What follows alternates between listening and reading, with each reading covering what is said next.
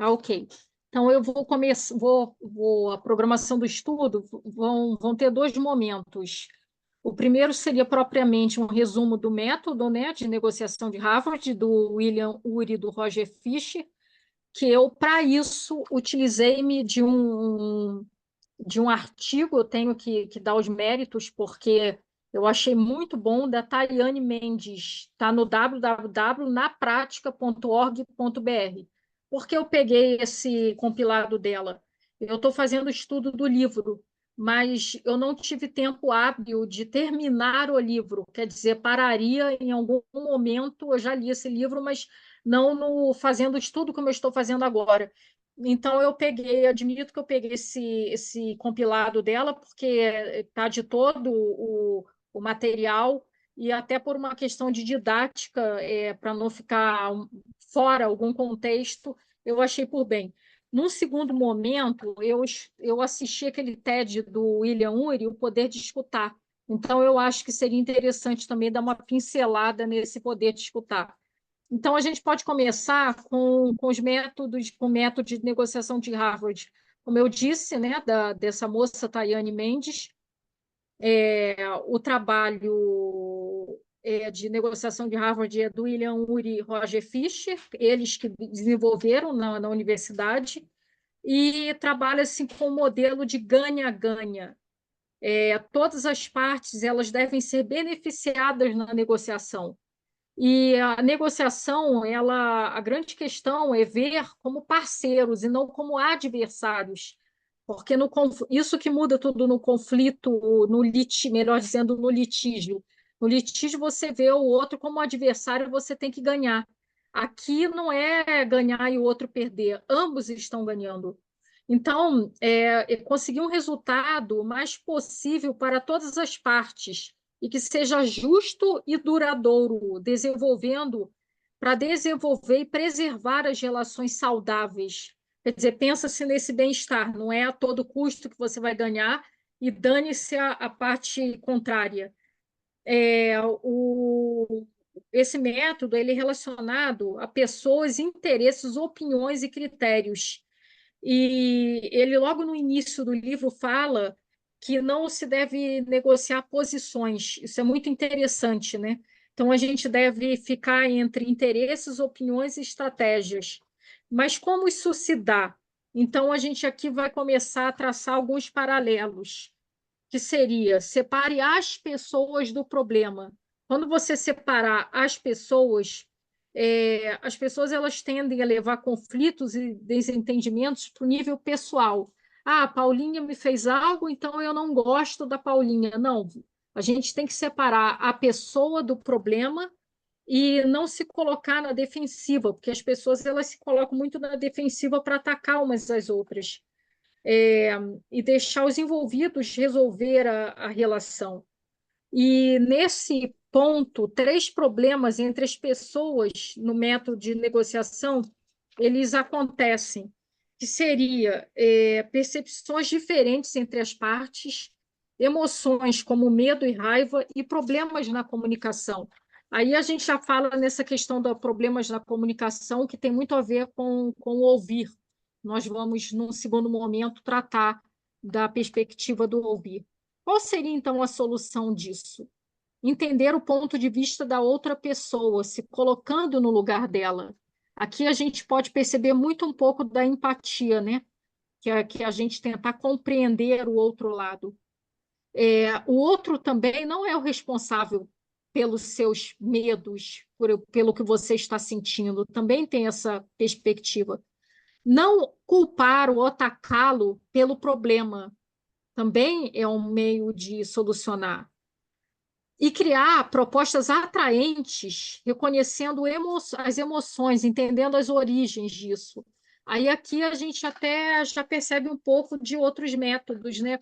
Assim, um pouco similar a outros métodos que a gente trabalha na mediação, que tem esse viés de reconhecimento das emoções. Então, focar nos interesses e não nas opiniões seria identificar e lidar com interesses. Esse método propõe que se pergunte por que o outro tem determinada opinião ou posição e considere por que ele não adota outra possibilidade. Explicar interesses claramente, discutir interesses juntos, não focar no passado, esteja aberto a propostas e posições. Aqui é muito interessante, discutir interesses juntos, não focar no passado. Porque às vezes a pessoa fica, porque você me fez aquilo, porque aquilo, e fica remoendo a situação passada. É sempre buscar olhar proativamente. Olha, aconteceu a situação X, é verdade, eu sinto muito, mas o que nós podemos fazer a partir de agora para resolver, buscar resolver a situação? Daí apresentar, deixar as partes, né, apresentarem cada uma o seu ponto de interesse, não a opinião, não, porque eu acho que deveria ser isso e aquilo. Mas qual é seu interesse? O interesse é de eu ter sei lá, passar 2 dias com meu filho no Natal e no Ano Novo. Então, essa seria a questão. Num outro aspecto, seria criar opções de ganho mútuo. E aqui que a gente fala a todo momento desse ganha-ganha, né? O ganho ele deve ser mútuo, para que um não, como no litígio, que um vai perder e o outro vai ganhar. Então, os dois deveriam sair de lá satisfeitos, porque esse ganho seria duplo, né? 4 opções impedem opções criativas, porque tem muito isso. O próprio livro que alguém indicou, não me lembro quem indicou no grupo, indicou um livro também de Harvard, fala muito, esse livro fala muito da perspectiva de criar soluções criativas. E aqui, nesse ganho mútuo, tem 4 opções que impedem essas questões criativas. Decidir prematuramente deixar de considerar as alternativas, focar muito em restringir as opções para encontrar uma única resposta. Porque quando você fica preso a uma única resposta e não vê outros pontos de vista, você meio que fica obtuso na sua linha de visão para que possa identificar outros aspectos positivos, né? Porque tudo é muito favorável quando você tem um olhar mais global, com mais possibilidade de outras alternativas. Pensar que é responsabilidade do outro encontrar uma solução. Isso também decidir o problema em termos de ganhos e perdas. Isso é desfavorável, você pensar em ganhar e perder. Pensar que o outro que é responsável, por que só o outro é responsável pelo conflito que ali está acontecendo? Eu também sou responsável por trazer uma solução. Então, nós é que separamos, sempre volto a falar que o artigo é retirado, todo esse estudo é retirado desse artigo dessa moça, Tayane, que merece os méritos. Ela pontua 4 formas de superar e gerenciar as soluções criativas. Seria: separe o processo de criar opções das avaliações das mesmas. A segunda questão seria: amplie opções disponíveis ao invés de procurar apenas uma solução. Isso a gente já falou, que sempre quando você busca um só caminho, vai ficar limitado. Busque beneficiar os dois lados. A todo momento a gente percebe que essa metodologia ela tem esse viés de ganha-ganha. Os dois precisam sair beneficiados. E invente maneiras de tomar decisões com facilidade. Como então poderíamos fazer isso? Focar em todas as soluções possíveis, avaliar as ideias depois de ter várias propostas, começando pelas soluções mais promissoras e refinando as melhores opções, né? Trazer um cardápio. A gente, quando vai a um restaurante, tem um cardápio com várias opções. É claro que aquilo deixa a gente até em dúvida, mas você ali tem toda uma possibilidade de sair mais satisfeito, né? Com várias opções. Concentrar em interesses em comum, fazer propostas atraentes e levá-las aos tomadores de decisão. O interesse em comum também muito bacana se perceber. E aí depende muito desse feeling do mediador trazer algumas possibilidades, do negociador trazer algumas possibilidades para identificar esse interesse em comum, porque às vezes as partes estão brigando e o interesse em comum delas não é nem o, digamos assim, um benefício financeiro, pode ser a paz de espírito, como a gente vai ver aqui no caso lá da escuta, que o William Ury cuidou do caso do Abílio Diniz, que ele fez uma pergunta e o Abílio disse isso, que só queria trazer a ele a resgatar a paz ou a felicidade que ele tinha. Então, às vezes, o interesse em comum ele não necessariamente pode ser o que a gente pensa de perder, porque eu vou perder um ganho financeiro ou vou ganhar alguma situação nesse nível. Por isso que o negociador tem que ter uma sensibilidade grande de perceber entre linhas, né? Investir em critérios objetivos, ainda numa das formas de gerar soluções criativas. Os interesses das partes opostas precisam considerar critérios objetivos, pautados em praticidade e legitimidade. Porque a praticidade eu vejo do seguinte ponto: não adianta a gente também encontrar soluções fantasiosas se elas não vão ter uma possibilidade de cumprimento. Isso também há de ser considerado. Legitimidade, eu vejo aqui até a própria da legitimidade e legalidade são conceitos diferentes, mas também não deixa de ser um pouco até da legalidade. Você não pode, só porque você está numa negociação ou mediação, achar que vai encontrar algo favorável a ambos que fuja dos trâmites legais, né, dos parâmetros legais. Por isso que na mediação a gente vê que é importante o papel do advogado, né, para dar essa diretriz. Os padrões mais apropriados e como devem ser aplicados, mantendo a mente aberta e não cedendo a pressões, ameaças ou subornos. Aqui ele deixa muito claro isso de suborno. Se uma parte quiser se favorecer em detrimento a alguma forma ilegal, isso também não é o que deve ser feito. E para terminar, eu não sei se vocês já ouviram falar desse conceito de Bhatna e Atma, que seria a melhor alternativa a um acordo, né? É sempre interessante que a estratégia alternativa que se apresente mais vantajosa, se as negociações falharem, o Batman representa, vamos lá, voltando, o Batman representa, é uma sigla em inglês que aqui eu não peguei vocês me desculpem, eu não peguei o significado dele em inglês, mas eu creio que todos vocês já ouviram falar nessas siglas Batna, BATNA. É uma estratégia alternativa que se apresenta mais vantajosa se as negociações falharem e não for possível chegar a um acordo. Fechar um acordo que seja melhor que o Batman. Quer dizer, o acordo ele deve ser melhor que esse Batman. Avaliar qual seria a melhor alternativa e trabalhar para melhorá-la antes e durante o processo de negociação. O Atna, que é o que começa com W, seria a pior alternativa diante do acordo. Então, se a gente tem esses referenciais de Batna e Atna em mente, eu não sei se ficou claro, fica mais fácil para poder ver a possibilidade de uma negociação mais proveitosa.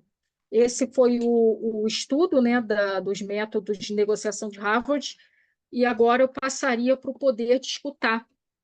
Pode, Paulinho, ainda está dentro do tempo, que eu acho que foi muito bom esse TED do William Ury.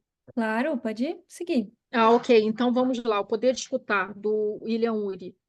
Ele começa com uma historinha dizendo que se uma árvore cai numa floresta, ninguém está por perto para ouvir, ainda assim ela produz um som, que do ponto de vista científico, enquanto uma árvore propaga ondas no ar, para produzir um som é preciso um ouvido para ouvi-lo, claro, né? Mas só que o ouvido para ouvir vai ouvir, ok, mas ele acredita que a metade da falta na comunicação é geralmente nosso ouvir que é negligenciado. Tanto ouvir como ser ouvido é negligenciado. E ele diz que nós estamos numa fase da idade da comunicação, que tem celulares, mensagens de textos, e-mails, twitters e tudo mais, há muita conversa, mas quanto realmente se escuta sem interrupção e sem distração? Essa é a grande chamada dele nesse momento. Aí ele conta um caso que ele uma vez estava conversando com o presidente, com o Hugo Chávez, E o Hugo Chávez estava muito nervoso, até que ele ficou quieto, ele e o William Ury. E o Hugo Chávez falou mais de 30 minutos, e o William Ury ficou ouvindo. Ele falou que percebeu que mudou completamente o humor do Hugo Chávez depois disso, pelo simples fato dele ter sido ouvido. Aí o William Ury começa a puxar a questão do poder de escutar para negociação. Ele diz que tem três razões para escutar em qualquer negociação, três razões para isso, que seria nos ajuda a entender o outro. Afinal, negociação é um exercício de influência. Você está tentando mudar a opinião da outra pessoa. Então, se você consegue ouvir a opinião da outra pessoa, o que se passa na cabeça dela, é a chave. Ajuda também a construir um relacionamento, a confiança. Você, quando escuta uma outra pessoa, um laço de confiança é criado em relação a isso. E mostra como a pessoa se sente importante, porque todos nós queremos ser ouvidos. E é mais provável que quando a pessoa é ouvida, ela nos ajude a chegar a um sim, que ele tem até o livro, né, do Chegar ao Sim. Escutar pode ser uma pequena concessão na negociação, não custa nada e traz um grande benefício. Escutar pode ser a chave de ouro que abre as portas do relacionamento humano. São palavras dele, entre aspas. Então, como escutamos? Geralmente escutamos como algo natural e fácil, mas, na verdade, o Yuri nos aponta que nós sempre escutamos pensando assim: onde eu concordo, onde discordo, o que eu vou responder? Ou seja, o foco não é a outra pessoa, somos nós. Estamos julgando. No entanto, o verdadeiro escutar não é nos concentrarmos em nós, e sim no outro, na outra pessoa. É se colocar no lugar da outra pessoa, sintonizarmos com a frequência do outro, escutarmos do seu ponto de referência, não apenas do nosso. Isso é fácil. De ouvir, ele aqui é uma observação, palavras dele também, isso não é fácil, não é? Isso é fácil, não é fácil. Nós nos colocarmos não numa escuta que a gente não está se levando em consideração, como eu disse, aquilo. Onde que isso vai chegar? Onde que ele quer? Focar no outro, não na gente, nos nossos pensamentos, nas nossas crenças, nos nossos julgamentos. Não escutar atento, não escutamos apenas o que foi dito, mas o que não foi dito, porque isso é uma verdade.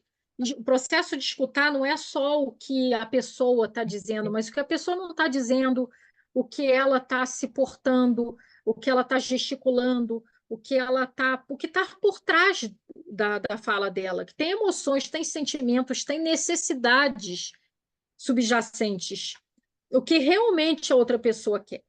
Aí daí ele contou o caso do Abílio Diniz, que ele foi contratado pelo Abílio Diniz para um grande conflito. E nisso ele estava lá horas e horas ouvindo, até que o Yuri teve um insight, virou para o Abílio e falou: Abílio, ajude-me a entender, Abílio, o que realmente você quer? Aí ele virou e falou assim: Abílio, você é um homem que tem tudo, parece que tem tudo. O que essas coisas vão lhe dar? O que mais você quer na vida? Aí o Abílio parou e falou assim, por um momento ele parou e pensou e falou: o que eu quero é liberdade. Então o Yuri acabou provocando através dessas perguntas: que você realmente quer, ajude-me a entender.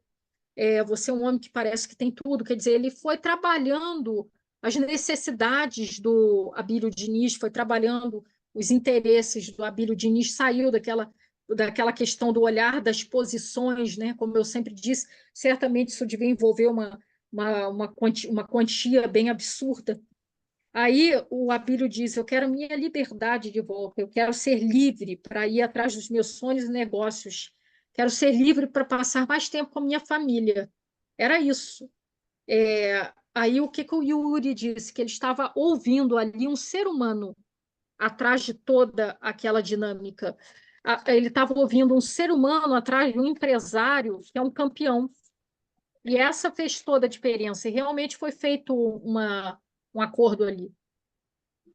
Assim que estávamos cientes das necessidades mais profundas, a negociação, apesar de desafiadora, tornou-se muito mais fácil. E então a grande pergunta é: se escutar é tão útil, por que ninguém está escutando? Não é fácil. E aí não é palavra do Yuri, eu é que vou trazer isso. Uma vez eu estava ouvindo que o processo de escutar envolve um exercício cognitivo. Então, não é só esforço por atenção. Por exemplo, a Paulinha, a pessoa, é o rostinho mais maior que está aqui aparecendo na tela, ela está prestando atenção. Não é só porque a Paulinha tem prestando atenção por consideração, porque ela quer extrair algum conhecimento, mas ela está fazendo um esforço cognitivo. Isso eu estou dizendo, não é o Yuri que diz. Então, eu entendo que o processo de ouvir ele já se torna difícil por isso, porque nosso cérebro, isso é a neurociência que diz, é muito preguiçoso. E a gente sempre tem uma tendência a levar para o negativo o cérebro. Então, já é um ponto a se pensar que o esforço cognitivo para ouvir. Mas, voltando aqui ao Yuri, não é tão fácil assim, a experiência do Yuri. Quando pensa que está escutando muito bem no trabalho, ele fala: eu estou escutando muito bem no trabalho. Aí ele chega, eis que ele chega em casa e descobre que ele não está ouvindo a esposa dele. Então, daí que ele diz que realmente é um exercício muito grande, inclusive de humildade, que ele fala que tem muita coisa na nossa cabeça para que a gente possa escutar o outro. Há muito barulho, muita distração, nós temos um estado mental e emocional muito grande, muito tumultuado para escutar o outro. Ele fala, então, que nós devemos nos propor a nos esvaziarmos, esvaziar nossa mente. Se quer escutar o outro, esvazia sua mente primeiro, escute você primeiro. Aqui ele faz um exercício de autoconhecimento, né? Faz um exercício, não, nos propõe um exercício de autoconhecimento. Aí ele diz que toda vez que antes dele ter uma conversa muito difícil, ele se esvazia. Ele permite que ele sintonize com ele primeiro. Ele diz que se nós fizéssemos isso, de primeiro nos escutássemos, nos esvaziarmos, fica muito mais fácil a gente escutar o próximo, a gente ter esse ouvido mais aberto. E se escutássemos mais, que diferença isso faria para o mundo? Faria, porque ele diz que faria uma tremenda diferença. Ele, na mediação, ele testemunhou o preço do conflito e relacionamentos e famílias desfeitas, e estresse no local de trabalho, ações judiciais ruidosas e guerras sem sentido. Sendo assim, seria muito mais fácil prevenir conflitos antes de começar. Isso se faz escutando. Então, ele mais uma vez fala: dê a eles toda a atenção, escute o ser humano por trás das palavras, pois um dos maiores presentes ao outro é dar o seu ouvido. Então, eu achei muito bonito isso. É, escute o ser humano por trás das palavras. Porque às vezes a Paulinha pode virar para mim e falar: Shirley, como é que você está? Eu estou bem. Mas aí a Paulinha, com a sensibilidade dela, pode perceber que esse meu bem é um bem puramente protocolar. Eu não estou bem. Aí ela pode começar, mas o Shirley, eu percebo no seu tom de voz, de repente, está bem mesmo. Você não quer contar alguma coisa que está acontecendo? Aí começa a destrinchar a questão. Então, esse TED eu achei muito interessante, inclusive ele tem legenda também para se tornar mais acessível. E o estudo foi esse. Agora estamos abertos a contribuições. Muito obrigada, Shirley. Deixa eu parar minha gravação aqui para a gente começar